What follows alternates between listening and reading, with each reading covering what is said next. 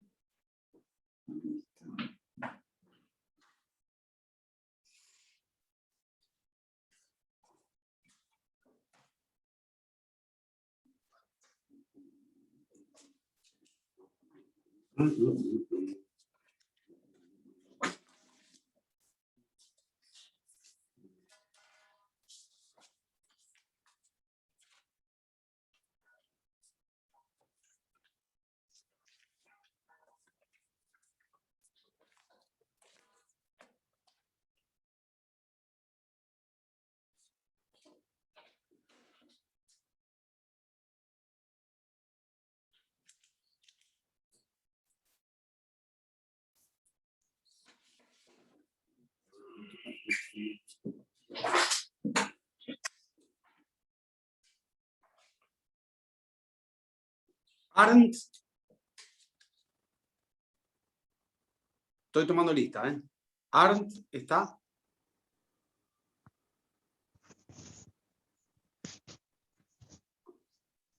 Presente. Arozarena. Presente. Barroso. Benza. Presente.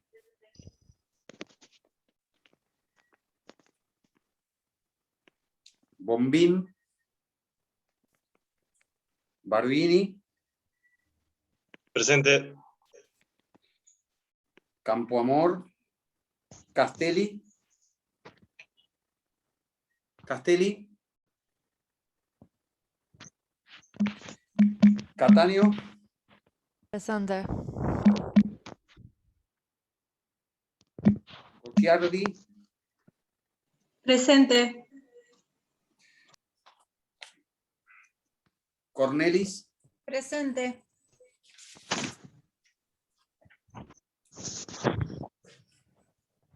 Eiras.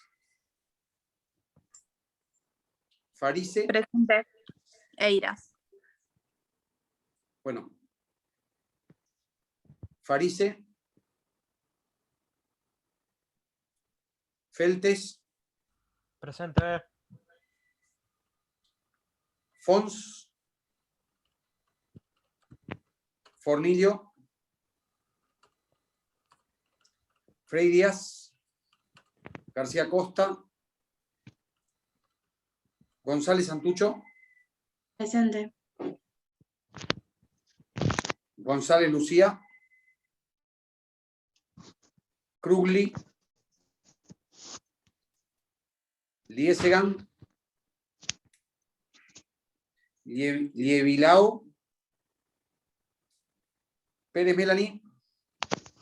Presente. Presente, Yevilao. Rajido.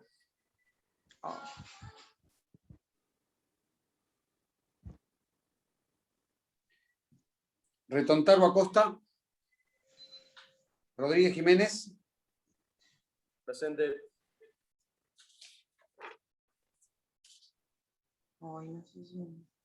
Taborda. Telechea, Teruggi, Villian, Presente, profesor.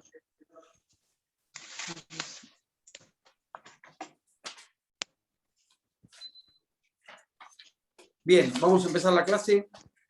Hoy tenemos el gusto de tener a Laura Prile. Laura es diputada por la provincia de Buenos Aires por la 6ª sesión electoral. Ella es de Tres Arroyos. Es una diputada que trabaja muchísimo las cuestiones de discapacidad en la Cámara, entre otros temas. Es abogada, es colega nuestro y casi colega de ustedes. Es una diputada muy laburadora, tanto en las comisiones como en el plenario, y recientemente fue madre, ¿sí? Por primera vez, tiene un bebé hermoso, y bueno, y la verdad que la invitamos y enseguida aceptó compartir una clase con nosotros, así que directamente pasamos a escucharla y prestemos atención para después poder hacer preguntas sobre la cuestión que vaya, las que vaya exponiendo. Laura, ¿vos necesitas que te ponga de anfitriona para poder compartir pantalla y esas cosas? Mirá, había preparado un PowerPoint, pero que no lo voy a poder reproducir porque tuve un problemita técnico. Listo, entonces pero no, que no. después, si necesitan, te lo paso y lo comparten. Dale. Había unas filminas con algunos gráficos como para que les queden algunos datos conceptuales. Perfecto. Bueno, gracias Laura y te dejo ya con la clase. Bueno, gracias Diego, buenas tardes a todos. A mí las preguntas me las pueden ir haciendo en la medida que vayamos charlando. Interrúmpanme las veces que consideren, no tengo ningún problema. Y si quieren interrumpirme al final, me interrumpen al final, o como se vaya dando. La idea es que yo no haga un monólogo y que nos sirva a todas esta charla. Hace un tiempito cuando Diego me invitó, Diego, te agradezco, que no te agradecí, me puse a hablar y no te agradecí. Cuando Diego me invitó a charlar con ustedes, me dijo bueno, que el marco grande sobre el que había que hablar era sobre la igualdad de oportunidades, políticas legislativas, proyectos y legislación en materia de género, discapacidad y minoría. Y entonces, cuando me puse a pensar en armar una estructura sobre lo que iba a exponerles, como bien mencionaba Diego, yo me quise enfocar en la temática que estoy trabajando hoy en día en la Cámara, que es la discapacidad. Que es una minoría la discapacidad, pero es una minoría bastante grande, porque el 12% de la población tiene discapacidad. Casi 5 millones de personas. Entonces voy a iniciar hablando antes del proceso legislativo. Me gustaría darles un marco teórico, que seguramente algunas cosas ya saben, pero antes me gustaría quizás mejor hacerles alguna pregunta, como para también romper el hielo, y me gustaría saber si alguno de ustedes alguna vez presenció una sesión en la Cámara de Diputados. Estoy viendo algunos, no llego a ver a todos. Veo que Connie hace así con la cabeza, o si alguien alguna vez trabaja con algún asesor, de con algún legislador, legisladora. Nadie. Ok, bueno, perfecto. Ahora estamos en pandemia, pero... No los podemos, Laura, no los pude llevar a la cámara porque hace 2 años que estamos en pandemia. Claro, bueno. La idea es ir a la cámara. Perfecto. Es súper enriquecedor verlo en vivo para poder naturalizar un montón de cosas. Pero bueno, como estudiantes de Derecho que son, seguramente se han preguntado de dónde surgen las normas que dan lugar al procedimiento legislativo. Y en ese caso nos tenemos que remitir a la propia Constitución provincial. Es la Constitución la que dice que la Cámara de Diputados, junto con la Cámara del Senado, constituye el Poder Legislativo. Y en la Constitución, en los artículos de la Constitución, se regula sobre la existencia de un reglamento, las comisiones, los tipos de actos, las acciones que pueden emanar de las cámaras, el quórum, las mayorías necesarias y un montón de otras disposiciones. Pero de un modo resumido, todo se sintetiza en el reglamento interno de cada cámara. Ahí está regulado el proceso legislativo de la Cámara, la organización administrativa que tiene la misma. Y a grandes rasgos, el proceso legislativo como tal tiene 2 etapas bien marcadas. La primera, que para mí es muy rica, que es donde más se realiza el estudio, los dictámenes de las comisiones específicas. Y una segunda etapa, que quizás no es más política, pero es donde están, donde se terminan de definir los proyectos, que es en la sesión. Es la etapa del debate en la que participan todos los diputados y donde se resuelve sobre la aprobación de esas iniciativas. Para seguir introduciéndonos, en la Cámara de Diputados tenemos 92 diputados. Cualquiera de ellos puede presentar proyectos, es decir, es el legislador el que representa y el que tiene el derecho de iniciativa. El proyecto es el insumo básico de todo el proceso legislativo. Es el acto que inicia, que da lugar al procedimiento. Cada proyecto va a formar un expediente en la Cámara. Los proyectos pueden ser de ley, que son los más importantes. Como ya deben saber, un proyecto de ley, en caso de aprobarse, es el que continúa a la otra Cámara, y si se hacen modificaciones, vuelve a la Cámara de origen. Pero también, además de los proyectos de ley, tenemos proyectos de declaración, proyectos de resolución y proyectos de solicitud de informes. Cada uno de este tipo de proyectos va a tener una finalidad diferente, tanto en lo formal como en la práctica. Todos tienen que estar fundamentados y suelen ser más utilizados muchas veces por la oposición, para marcar alguna idea, alguna disidencia, para exigir que se trate algún tema. Pero bueno, si bien nos vamos a enfocar mucho más en los proyectos de ley y luego voy a desarrollar con ejemplos concretos de proyectos míos, no quería dejar de mencionarles este tipo de proyectos.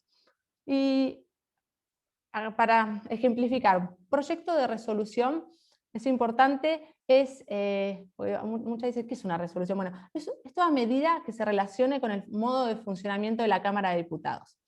El año pasado, por ejemplo, un proyecto de resolución que yo presenté fue para crear el portal de leyes abiertas. ¿Qué es esto? Es una plataforma digital para fomentar la participación ciudadana en todo el proceso legislativo y de una manera darle una herramienta a los bonaerenses para que tengan la oportunidad de hacer sugerencias y aportes a los proyectos de ley que presentamos.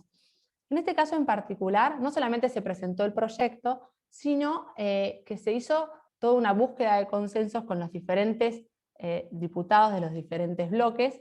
¿Y por qué es un proyecto de resolución? Porque es el presidente de la Cámara el que en definitiva tiene que autorizar o no este portal. Bueno, se terminó aprobando en forma unánime, luego de varias idas y vueltas, y estamos esperando en forma ansiosa la implementación del mismo. Después dijimos que había proyectos de declaración. Bueno, ¿qué es un proyecto de declaración? Es toda proposición que tengamos por objeto para expresar una opinión de la Cámara sobre algún asunto de interés político o administrativo que afecte los intereses generales de la provincia. ¿Qué proyecto de disposición se me viene ahora a la cabeza? Por ejemplo, hace poquito, o a principio de año, pasa muy rápido el tiempo, presenté un proyecto de disposición para que las personas con discapacidad se las considere prioritarias en el plan de vacunación.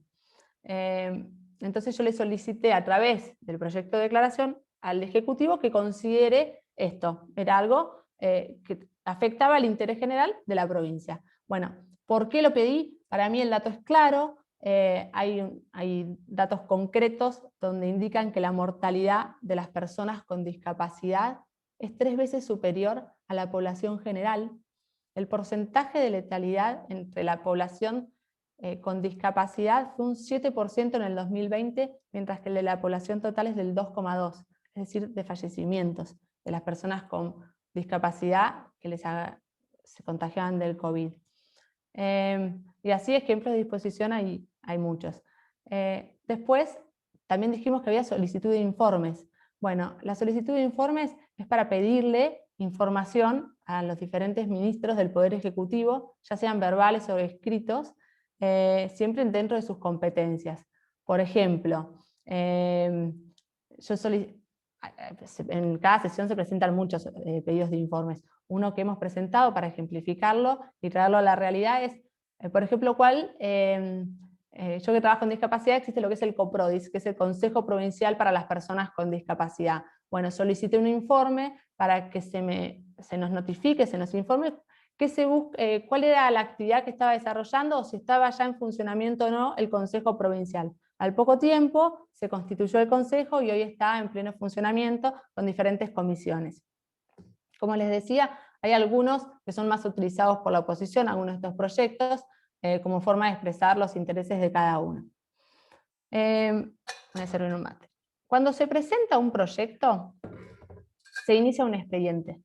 Ese expediente va a ir a asuntos centrados para que la presidencia, por intermedio de la Secretaría Legislativa, establezca un giro a las distintas comisiones. Es decir, va a haber una cierta cantidad de comisiones que van a estudiar, que van a discutir el proyecto, que van a dar un dictamen sobre el mismo. Esto se hace en un orden, que este orden también lo establece la Secretaría Legislativa. Voy muy rápido, Diego. Chicos, ¿va muy bien? Bien. Bien. En la Cámara tenemos 40... Chicos, el que quiera preguntar, levanta la mano y pregunta. Vieron que hay una manito para poner. La ponen y Laura la va a ver. Y si veo que no la ven, me dicen... Y si no, me avisan a mí por chat y yo le aviso. No, pero estoy viendo. Bueno, en la Cámara tenemos 47 comisiones. Acá estoy incluyendo la de labor parlamentaria.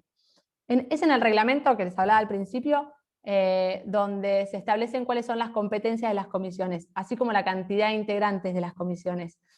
De todas esas 47, para mí, para mí no, las más importantes son la de presupuesto, que tiene 15 integrantes, la de asuntos constitucionales y justicia, que también tiene 15 integrantes, y la de legislación general, que tiene 13 integrantes.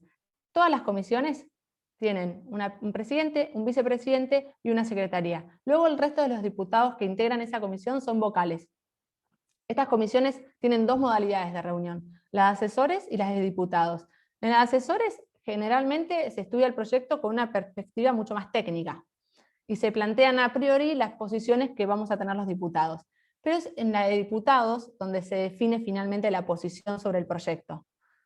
Y los proyectos pueden estar en las comisiones aprobados con modificaciones, rechazados o postergados. Generalmente un proyecto en la práctica no se rechaza, en todo caso se posterga. Si no se aprueba o se aprueba con alguna modificación. Bueno, además del giro que dispone la Secretaría Legislativa, el giro me refiero a las comisiones que va a ir dando y el procedimiento formal que establece el reglamento, hay muchos acuerdos informales sobre el tratamiento de los proyectos. A ver, ¿qué quiero decir con esto? Yo digo, es muy importante cuando uno presenta un proyecto ir dialogando con diferentes actores. No basta con presentar un proyecto y que el mismo tenga su curso según lo establecido por el reglamento. Uno tiene que tener, yo muchas veces digo, el sentido de dueño del proyecto. Tiene que ir persuadiendo al otro, llamar al presidente de la comisión en la cual el proyecto se encuentra para decirle que lo pongan en el orden del día, porque es el presidente de la comisión el que establece el temario. No es que entran todos los proyectos que hay en la comisión. Por ejemplo, hay un proyecto de ley que ya tiene media sanción, ya tiene la sanción de diputados, ahora está en el Senado, que presenté el año pasado y que es sobre capacitación en materia de discapacidad.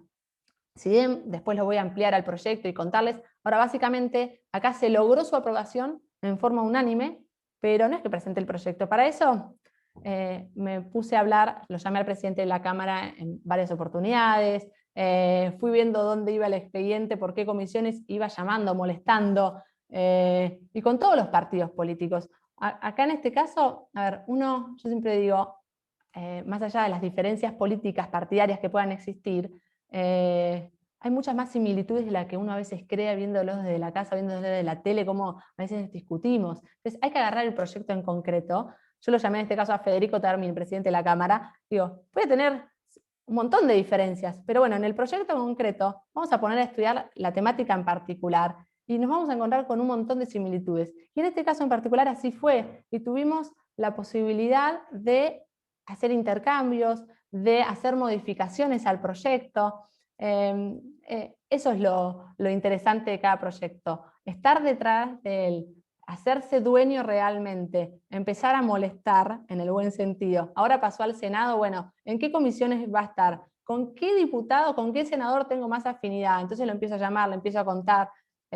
Así también se logra porque se presentan un montón de proyectos, si no todos se convierten en ley. Es más, Diego no me va a dejar mentir, pero la minoría, para que se conviertan en ley, tiene que tener, además del trabajo que te dice el reglamento, un trabajo de atrás de hormiga muchas veces. Pero bueno, volviendo, me fui. Dijimos que los proyectos llegan a la sesión cuando cumple un tratamiento que pasa por cada una de las comisiones asignadas. Bueno, no siempre están así, lamentablemente les quiero contar. Existen lo que se llaman las mociones generales, que tenemos 4, que son las de orden, las de preferencia, las de sobretablas y las de reconsideración. Y acá muchas veces en la Cámara se usa la moción de sobretablas para considerar un asunto que no figura en el orden del día, tenga o no despacho de comisión. Entonces, acá queremos decir que un proyecto se puede saltear la primera etapa del proceso legislativo para ir directo al debate en la sesión y su consideración. Bueno, no sé si muchas veces antes me preguntaba, se han preguntado cómo se distribuyen, se integran las autoridades en las comisiones. Repasando algunos números, hay 92 diputados, 6 bloques distintos, por supuesto 2 mayoritarios, y están distribuidos en 47 comisiones. No todas las comisiones tienen la misma relevancia, lo que les decía al principio, las más importantes. Bueno, imagínense cómo se conforman ellas. Hay un proceso de discusión política que es muy intenso, que Diego es parte, donde se definen las autoridades, es decir, quiénes tienen las posibilidades de convocar a comisión y armar los órdenes del día, y sino también que se define la composición partidaria que va a tener la comisión. Esta conformación, por supuesto, tiene que ver con la integración general de la Cámara, pero también con otro tipo de disputas. ¿Qué rol tienen los bloques más pequeños? ¿En qué comisiones va a haber mayoría del bloque oficialista? ¿En qué comisiones habrá presidencias oficialistas? ¿Qué acuerdos vamos a estar obligados a realizar los bloques opositores para lograr mayorías? Pero además, ¿qué diputados van a integrar cada una de las comisiones y cómo distribuir las autoridades al interior de cada bloque? Todo este lío de disputas de qué diputados se integran, qué comisión, se da cada 2 años. Cada vez que hay elecciones, se hace una redistribución de las comisiones teniendo en cuenta cómo fue la elección general. Los diputados muchas veces priorizan, les preguntan qué comisiones les gustaría integrar, y priorizan aquellas que son de su interés o las que tengan más trayectoria. Yo actualmente, como decía Diego, presido la Comisión de Asuntos de las Personas con Discapacidad. A mí siempre fue un tema que, no soy especialista en discapacidad, pero siempre fue un tema que me interesó, que me movilizó, siempre desde la facultad. Fue que cuando surgió la posibilidad que me dijeron, yo dije, bueno, yo quiero estar acá. Es un tema que me gusta realmente, que me interpela como ciudadana y que hoy siendo diputada tengo la posibilidad de hacer cosas desde este lugar por una minoría, es una minoría grande. Pero bueno, retomando el tema de los proyectos. Todo proyecto surge por identificar alguna cuestión, un asunto, una necesidad, hay una demanda que está socialmente problematizada. Así es como surgen, como nacen los proyectos, ya sean de ley, de informe, de disposición, de resolución. Y estas cuestiones o problemas en los que creemos que el Estado tiene que intervenir, ya sea regulando, definiendo, tomando una posición o no, en general surgen por el contacto con las poblaciones a las que representamos y por el conocimiento que tenemos sobre el funcionamiento del Estado y de las políticas públicas. Es muy importante y es de ese ida y vuelta donde surgen muchos de los proyectos que se presentan. Obviamente que la agenda pública y el contexto coyuntural son obviamente muy dinámicos y obviamente inciden muchísimo. Por ejemplo, esto que yo les contaba del proyecto que presenté sobre la prioridad en la vacunación de las personas con discapacidad. Fue un tema que se puso en la agenda pública y no fue que naturalmente lo puso el propio Estado, fueron las organizaciones que trabajan en la temática, los medios que salían a cada rato que se establezca la prioridad, los legisladores actuando en representación de, y así fue que se actuó en función de una demanda, de un pedido. Muchas veces pasa que en políticas sociales, en los temas de discapacidad, de género, las organizaciones y los referentes suelen tener las agendas claras y muy institucionalizadas, obviamente que son dinámicas, pero principalmente por el conocimiento de la temática que tienen y por la práctica cotidiana. Ahí nuestra tarea, la del legislador, no es simplemente copiar la agenda. Hay que conocer el tema en profundidad, y eso en general se logra dialogando con los actores que están cotidianamente empapados en el tema. También es necesario estudiar las posibilidades y las dificultades técnicas, pero hay que entender la propuesta, hay que contextualizarla, y la propuesta tenemos que dotarla de viabilidad, de forma clara. Muchas veces pareciera estar como muy claro que el Estado tiene que hacer esto o aquello otro, pero además de decirse eso, nos tenemos que preguntar, bueno, ¿el Estado puede hacer eso? Los proyectos que presentamos tienen que ser viables. Es decir, hay una instancia de trabajo que está relacionado con la técnica legislativa. Pero primero diría que hay una etapa mucho más conceptual y política, que está relacionada con las distintas formas de conceptualizar y de explicar los problemas, y en consecuencia con las distintas prescripciones de políticas públicas. ¿Se va entendiendo? ¿Alguna pregunta hasta por ahora? Bien. Luego hay todo un proceso de mucha investigación. Hay un proceso de mucha investigación. Desde una perspectiva más bien histórica, se revisan los antecedentes de la cuestión. Estudiamos si, por ejemplo, existieron antes propuestas en la misma legislatura.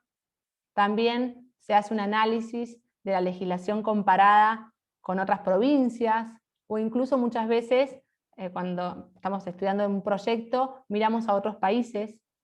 Y ya en la parte más técnica, siempre se busca que tengamos un buen texto, que sea coherente con el resto del ordenamiento jurídico, obviamente con la ideología política de cada legislador, y además que sea viable la política, jurídica, social y económicamente. Es fundamental, además, que el texto sea claro. Se aprobó en la legislatura el año pasado una ley, proyecto que había presentado sobre el lenguaje claro. La ley es la 15.184, y quiero aprovechar la oportunidad de estar conversando con estudiantes de Derecho, esta ley en particular, porque es súper importante. Por un tema de eficiencia, de transparencia, de claridad. Los textos que escribimos y que vayan a escribir ustedes y que escriban ahora ustedes, tienen que ser en lenguaje claro, porque están garantizando derechos. Los receptores de estos textos, de las leyes, de cuando trabajen ustedes en la justicia, o de cuando trabajan en un estudio jurídico, son los vecinos, y son los vecinos los que tienen que entender lo que estemos diciendo. Entonces, no escribamos con tecnicismo, no escribamos en latín, escribamos de una manera clara para que sean entendibles, para poder garantizar efectivamente esos derechos. Ahora retomo, y volviendo al proceso legislativo y a los proyectos, quiero contarles cómo encaré yo la comisión que presido. Yo lo pensé como una comisión abierta. ¿Y qué quiero decir con esto? Donde no estén solamente los legisladores trabajando expedientes o sus asesores, sino que consideré y considero que es mucho más rico poder invitar abrir la comisión. Significa, a ver, yo recorro la sexta, ¿no? Y charlo con los talleres protegidos, por ejemplo, y entonces voy y presento un proyecto de ley en función de lo que charlé con distintos talleres protegidos. Yo, Laura, pero lo quiero institucionalizar a esto. Entonces abro la comisión donde puedan venir los talleres protegidos, donde puedan venir diferentes organizaciones, diferentes especialistas en la temática, no a charlar con Laura, a charlar con la comisión, a charlar con todos los legisladores de todos los partidos políticos, donde podamos discutir cada proyecto, entonces poder enriquecer el proyecto que después se va a convertir posiblemente en una ley. Eso lo hace mucho más rico y mucho más viable. Y además porque también existe en la Convención Internacional de los Derechos de las Personas con Discapacidad, que tiene rango constitucional, jerarquía constitucional, un lema que yo lo apropié mucho, que es nada sobre nosotros sin nosotros, pensando en la discapacidad. Entonces, qué mejor que cuando abordemos un proyecto de ley, un expediente, bueno, no lo hagamos de manera aislada o por lo que un legislador de un partido político pudo ver, sino que trabajémoslo, discutámoslo todos juntos. Pero bueno, cuando empecé a ver todos los proyectos que había en la comisión, vimos muchas propuestas legislativas que tenían buenas intenciones, porque pasa eso. Yo presento un proyecto porque tengo una buena intención, pero que muchas veces no estaban situadas o no tenían mucho que ver con la demanda social o desconocían el resto del ordenamiento jurídico. Por ejemplo, hay muchos proyectos que hubo todo un cambio en lo que es la discapacidad, y había muchos que entendían la discapacidad con un modelo que ya no se usa, que es el modelo médico, que se veía a la persona con discapacidad como un enfermo, entonces se lo excluía o se le hacía un tratamiento en particular. Bueno, esa ya no es una visión. Hoy nos posicionamos en otro modelo, que es el social, que entiende que las barreras para el pleno ejercicio de los derechos de las personas con discapacidad están en la sociedad y no en la persona. A ver si me explico. El entorno es el discapacitante. Por ejemplo, si en una calle no está la rampa, obvio que la persona con una dificultad motriz no va a poder o le va a costar muchísimo cruzar. Entonces, es el entorno el que está imposibilitando a que esa persona se mueva sin problemas. Esta diferencia en la concepción, bueno, hay que aplicarla a los proyectos. Y esto lo dice, de nuevo, la Convención Internacional sobre los Derechos de las Personas con Discapacidad. Lo que encontramos es que la discapacidad no está en la agenda política y que hay mucho desconocimiento en torno al rol del Estado y de las políticas públicas en la promoción de una sociedad realmente más equitativa, donde la participación de las personas con discapacidad realmente sea plena y efectiva, y que esté en igualdad de condiciones con los demás. En este caso, las organizaciones de y para personas con discapacidad no venían planteando, yo acá presenté un proyecto, ya estoy mareada si lo dije o no, pero es sobre capacitación en materia de discapacidad para todos los agentes públicos, es decir, de los 3 poderes del Estado. Y bueno, les mencionaba, no venían planteando este problema de una manera explícita y prescribiendo esta propuesta, pero sí continuamente se remarcaba la postergación del colectivo, de la ausencia de la discapacidad en las agendas políticas. Entonces, lo que pensamos es que sería interesante plantear una capacitación obligatoria, porque la realidad es que los funcionarios públicos no todos entienden qué es la discapacidad o cómo abordarla o cómo plantear las políticas públicas, cómo trabajarlas. Entonces dijimos, bueno, es necesario esta capacitación. Y ahí lo que vimos es un paralelismo entre la agenda de género y de discapacidad. Saben seguramente de la sanción y de la promulgación de la ley Micaela, que establece la capacitación obligatoria en género y violencia de género para todas las personas del sector público. Bueno, esta iniciativa surge del asesinato de Micaela García, que era una joven entrerriana de 21 años, que fue víctima de un femicidio. Y con esto lo que se busca es transmitir herramientas de construir sentidos comunes, que cuestionen la desigualdad y la discriminación y transformen las prácticas concretas de cada política pública, de cada intervención, de cada proyecto de ley. En síntesis, la ley Micaela lo que hizo fue transversalizar la perspectiva de género en todas las acciones del Estado. Bueno, si bien el principio de transversalidad nace en el campo de políticas de género, es muy aplicable también al campo de la discapacidad. Es necesario, pertinente, dejar de diseñar políticas específicas para las personas con discapacidad. Hay que avanzar insertando la perspectiva de discapacidad en el diseño de todas las políticas públicas, en todos los ámbitos. No basta con tener el área en una municipalidad, la dirección de discapacidad o la Secretaría de Discapacidad en el gobierno de la provincia o así en nación. Es necesario que la discapacidad se entienda y se vea desde todos los ministerios, que todas las áreas piensen, diseñen políticas públicas teniendo presente la discapacidad. No sé si recuerdan cuando empezó la pandemia, en varios canales televisivos, incluso en la TV pública, se ponía un traductor en lengua de señas. Bueno, yo vi en varias oportunidades al principio, después no, que se tapaban los zócalos. con la lengua de señas y se tapaban los zócalos. Entonces, ¿cómo va a llegar el mensaje a la persona que utiliza esa lengua? Bueno, quizás no es culpa de esa persona, sino que al no tener esa capa, por eso surge el proyecto de la capacitación, porque uno no tiene la culpa, pero bueno, si todos estamos capacitados en discapacidad, va a ser mucho más fácil ponernos el chip en todas las áreas, ponernos a pensar. Otro ejemplo que se me viene a la cabeza, hay un municipio de La Sexta que tiene una terminal de ómnibus con escaleras. No había rampa para personas con discapacidad, entonces hicieron la rampa.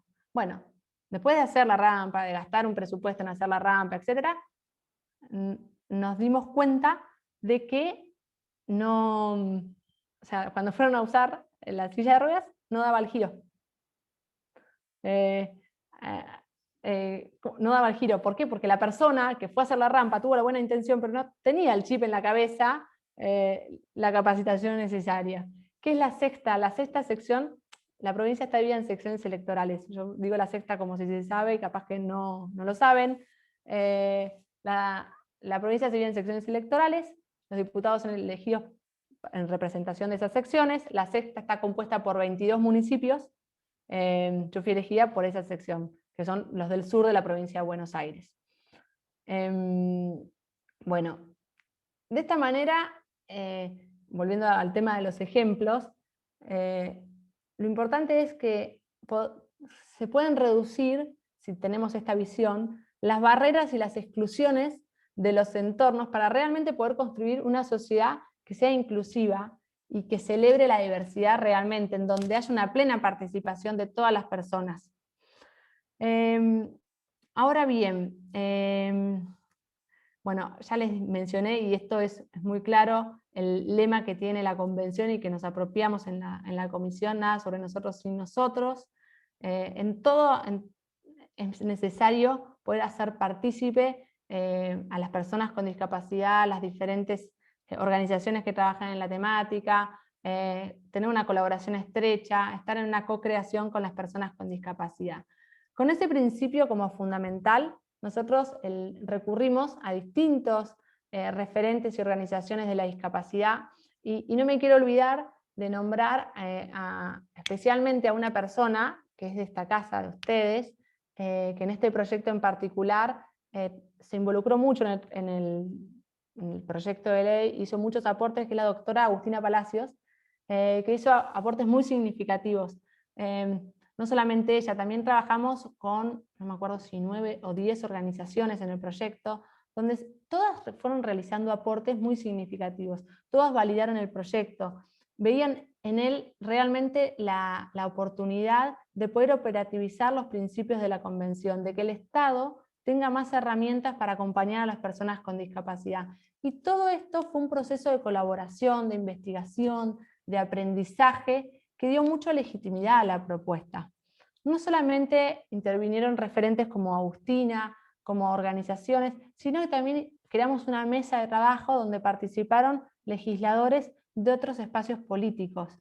Y eso es lo importante, poder lograr esos consensos necesarios, poder discutir realmente para que después el proyecto se pueda transformar en realidad. Entonces nosotros ahí logramos que el oficialismo avale este proyecto.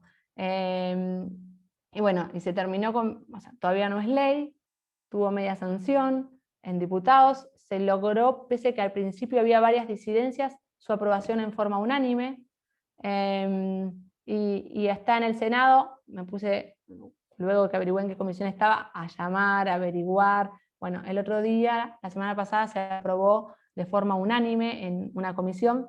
Falta todavía otras comisiones, hasta que luego llegue al recinto, y si se aprueba sin modificación, se convierte en ley. Si le llegan a hacer alguna modificación del proyecto, vuelve a diputados.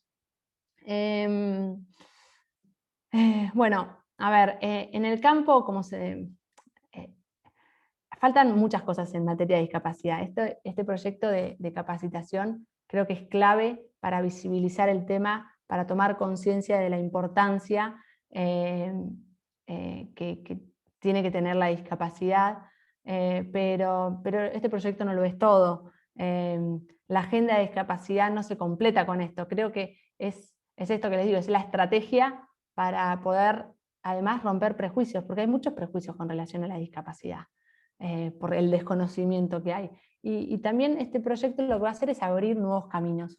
En materia de discapacidad hay muchísima legislación, muchas normas nunca se han implementado totalmente. Tenemos una norma con jerarquía constitucional. Muchas veces también la norma por sí sola no va a cambiar nada. Lo que se necesitan son cambios culturales y sociales que sostengan en la práctica lo que la norma prescribe.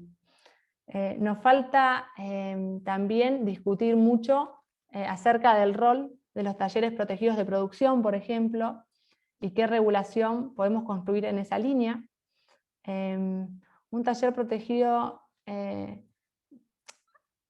que darle otra vuelta de rosca, a mi entender, a los talleres protegidos, porque es necesario que tengan una transición, que los que quieran se puedan fortalecer y funcionen con una lógica más cercana a lo que es una empresa social, sin olvidar obviamente el rol de referencia y la contención que significa, pero poniendo también énfasis en la capacidad productiva que pueda tener un taller protegido.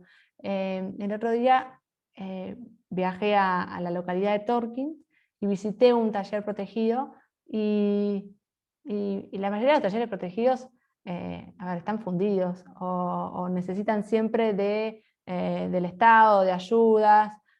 Bueno, este taller protegido, si bien tenía las ayudas, por decirlo de una manera, o los peculios que paga el Estado, tenía una fuente de ingresos muy importante que los generaba de la venta de fardos de reciclados. Bueno, entonces, por eso digo que hay que estudiar bien el tema de los talleres protegidos. Hay un proyecto a nivel nacional, hay una ley nacional que todavía no está reglamentada 100%, y diferentes proyectos en la provincia para adherir a la misma, pero también sería bueno poder estudiar en profundidad, estamos estudiándolo, y encontrarle esta vuelta al taller, obviamente que es un desafío, pero para que puedan crecer mucho más y dignifiquen de otra manera. También en materia de discapacidad hay que discutir, hoy en día están lo que existen las pensiones no contributivas, a nivel nación y provincia. Bueno, en provincia tienen un monto de más o menos 1.200 pesos. Eso es lo que percibe una persona con discapacidad que tiene una pensión. Tiene idioma y la suma de 1.200 pesos. El paradigma de la discapacidad, como les mencioné al principio, cambió mucho. Antes se pensaba que una persona con discapacidad era un enfermo, en la historia se creía que era hasta un monstruo, fue evolucionando, ¿no? Hasta que entendemos que las personas con discapacidad pueden trabajar en muchísimas oportunidades, y que la traba muchas veces está no en la persona, sino en la sociedad, en el otro. Entonces, en este sentido, decimos, ¿por qué una persona con discapacidad, hoy una persona con discapacidad que tiene una pensión, no puede trabajar? O si trabaja lo tiene que hacer en negro, porque si lo hace en blanco pierde la pensión. Y lo importante no es perder esos 1.200 pesos, es que pierden idioma.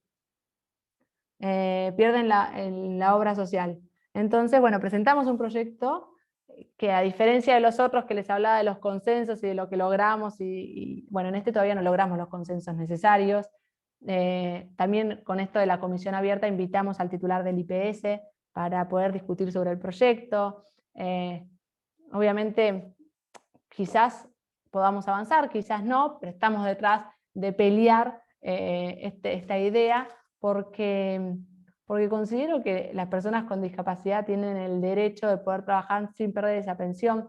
Hay datos en cuanto a por qué esto, por qué sostener esto, y es que una persona con discapacidad requiere de un mayor nivel de renta para satisfacer necesidades que otras personas no tienen, debido, por ejemplo, a altos costos en los transportes, o adaptaciones que suelen requerir en sus sistemas de comunicación o de movilidad, adaptaciones que suelen en lo que es la asistencia médica o terapéutica. Así que bueno, este es un proyecto que falta, que ojalá que se convierta, pero que todavía está en discusión. Otra cosa en materia de discapacidad, hablamos de la capacitación, de los talleres protegidos, de vincular la discapacidad con el trabajo, género, y no sé cómo estoy de tiempo, Diego, pero a ver, un poco para cerrar y que queden preguntas de esto o de cualquier otra cosa, les quiero tirar un dato que es un indicador de cuánto falta como sociedad para incluir a esta minoría. El 80% de las personas con discapacidad en edad económicamente activa no tiene un empleo. Estamos hablando de un 80%. Y dijimos que el universo de las personas con discapacidad alcanza a más de un 12% de la población. Yo creo que es una minoría bastante grande. Bueno, quiero dejar un tiempito por si hay preguntas. Por momentos me fui y volví. No, claro, ahorita. ¿Alguien quiere hacer preguntas? ¡Qué silencio! Lo que sería una legislatura con estos chicos, ¿no? Sacamos una ley cada 35 años. Ah. ¿Eh? No, yo Tengo puedo 36 hacer- años. Ahí está. Las preguntas incómodas, no tengo problema. Todo lo que quieran saber, aprovechen ahora. Claro, muy bien. yo lo que por ahí quería aportar nada más, por ejemplo, yo tengo un nene en edad escolar, ¿no? Sí. Y por ahí, o sea, es una escuela inclusiva, y los chicos ya a esta edad no se dan cuenta por ahí la discapacidad. Yo creo que eso, el tema de discapacidad va a ir cambiando a medida que vayan creciendo las generaciones que ya tienen la inclusión. Eso me parece genial, porque la verdad que no se dan ni cuenta que hay chicos con discapacidad o chicos diferentes o como quieras llamarlos dentro de su mismo grupo. Los tratan de la misma manera. La verdad a mí eso me parece genial en términos de discapacidad. Sí, bueno, existe una evolución en todo lo que es el término de la discapacidad, Sí. y obviamente está mucho Sí. más naturalizado. Y se ha avanzado mucho. Se han ido ganando y venciendo un montón de prejuicios, pero todavía falta. Falta un montón, sí. Falta mucho, pero bueno, siempre digo, hay que ver lo positivo y todo lo que el terreno que se ha ganado. Sí. Pero bueno, aún falta, pero el cambio de visión ha sido radical para estos avances. El no Totalmente. considerar que una persona con discapacidad es una persona enferma. Tal cual. Sí, aparte el tema de la inclusión en la escuela común a mí me parece genial, dentro que si el nene puede, eso está genial también. Exacto. Porque tienen otras posibilidades también. Sí, la verdad que bueno, fuiste muy clara, la verdad no creo que una pregunta fuiste muy clara y muy interesante. Se nota que te gusta, te apasiona lo que haces. La verdad que me gusta mucho, me interpela, me moviliza. También, a ver, les decía, yo no soy una especialista en discapacidad, he ido aprendiendo mucho también con el contacto con referentes en la materia, siempre para todo lo que hagan, para todo proyecto de ley, yo lo entiendo así, es importante, no surge de estar con un lápiz y un papel diciendo a ver sobre qué puedo legislar. Es importante el trato diario, el estar escuchando, el relacionarse, el ponerse a charlar con personas que piensen distinto a uno. De nada sirve y no es enriquecedor si charlo con todas las personas que piensan igual que yo. Ahí no va a surgir nada nuevo.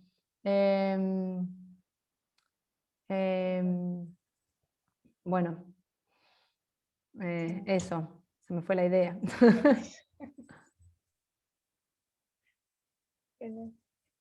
Estás muteado, Diego.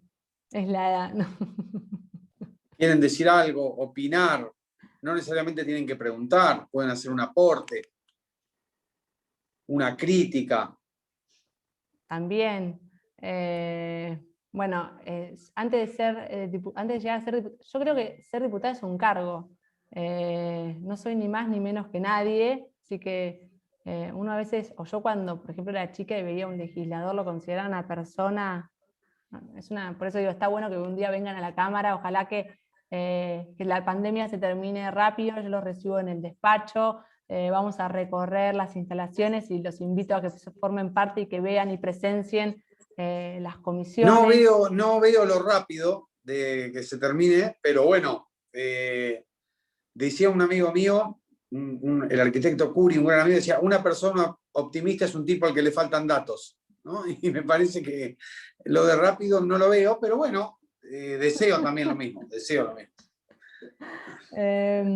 Antes de ser legisladora, fui concejal en Tres Arroyos, que también es una experiencia muy interesante porque son cosas quizás de tu pueblo, del lugar donde vos estás, de que te vienen a hacer los reclamos. Muchas veces también pasa que viene un vecino y te pide cosas, pero decís, eso no es competencia de un concejal o de un legislador, y uno quiere hacer un montón de cosas para ayudarlo o para poder solucionar el problema que te está contando. Y a veces dependen de una decisión del Ejecutivo. A veces no está en las manos de uno, porque por eso existe la división de los poderes. Entonces, bueno, ahí uno trata de hacerse eco de lo que te están planteando para ir a, como sos representante, para ir a plantearlo, pero no está en uno poder resolver concretamente eso. Eso también hay mucha confusión a veces en la sociedad. ¿En qué año están? Es un taller, ¿no? ¿En qué año están de la carrera? Mirá, pueden estar, a partir de constitucional aprobado, se pueden recibir. Ajá. O sea, porque esta materia no tiene correlativas para adelante. Entonces, podemos estar a partir de segundo hasta recibirse. Les voy a recalcar la ley de lenguaje claro, porque ya es ley. Antes era una intención, era un proyecto, y hoy es una ley. Entonces, como ley, ustedes, estudiantes de Derecho, la tienen que cumplir.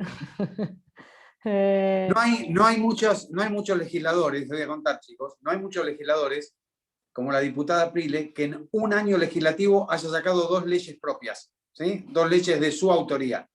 Eso es muy difícil. Hay diputados que están 2 periodos, 8 años o 3, y no tienen ningún proyecto de ley aprobado, sí presentado, pero no aprobado. Bueno, la diputada Prile tiene 2 en un año legislativo. Y vamos por más. Ya lo creo. Ya lo creo.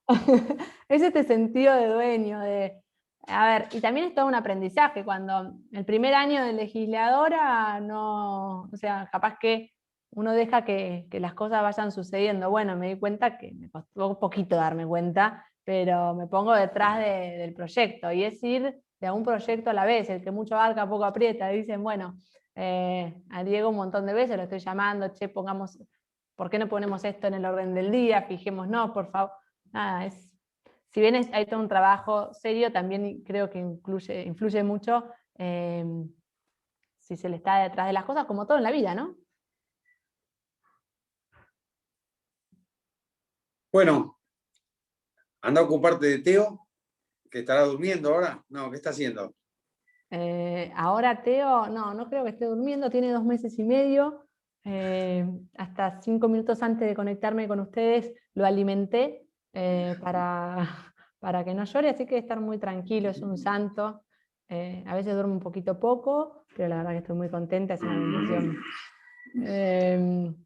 Bueno, a ver, cualquier consulta que quieran hacerme en cualquier momento, si en algún momento están estudiando o en algún momento tienen alguna iniciativa o ganas de presentar algo y no se animan a llamar a Diego, que también está en la cámara, me pueden llamar a mí, y si quieren no le cuento nada a Diego, pero para trabajar o nada, cualquier iniciativa o alguna disidencia, lo que quieran, me escriben. Tengo redes sociales, en Twitter, estoy en Instagram, tengo una página donde subo todos mis proyectos, donde ya hace un tiempo que la estoy trabajando para hacerla inclusiva.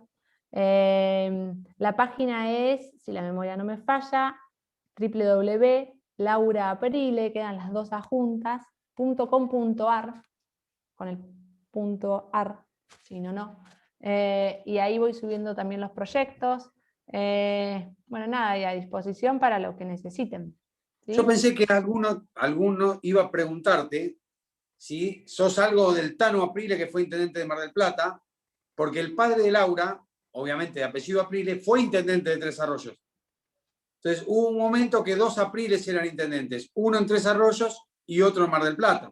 Entonces por ahí algunos le iban a preguntar, ¿sos familiar de Helio Aprile, que fue intendente de Mar del Plata, tan recordado? ¿Tenés alumnos muy tímidos? ¿O doy una sensación de una persona muy distante? ¿O de una persona grande? No sé, tengo 36 años. No fuimos nada, no somos... Bueno, Helio falleció. es verdad, eran intendentes en la misma época, pero no teníamos ningún tipo de relación. Iba a decir otra cosa, que se me pasó. Te habrán preguntado 1000 veces, ¿no? Sí, muchísimo. Y más cuando eran juntos intendentes.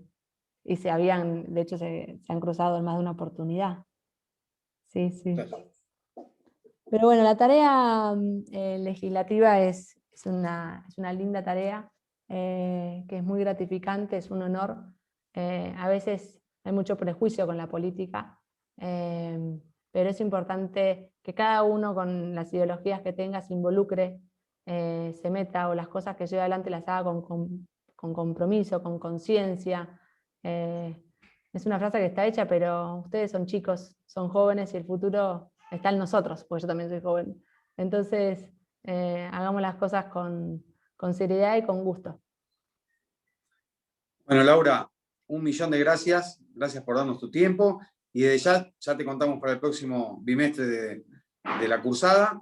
Es una materia, es un taller bimestral que lo damos una vez en cada cuatrimestre y una vez en verano. Así que ya te voy a sumar como staff a la cátedra para tener una clase asegurada, todos los cuatrimestres. Perfecto, un placer, un honor, Bueno, muchísimas gracias. Muchas gracias. Gracias a todos. Y con los demás nos vemos mañana a las 10 de la mañana, ¿sí? Por Zoom, que tenemos clase con el juez federal Santiago Martín, que va a hablar sobre presidencialismo y parlamentarismo, las diferencias. Una cosa más. Otra. En todo, incluso acá para estudiar con Diego, y en donde se metan, es preferible pedir perdón y no permiso. Adiós. Muy bien. Chau. Chau. Chau.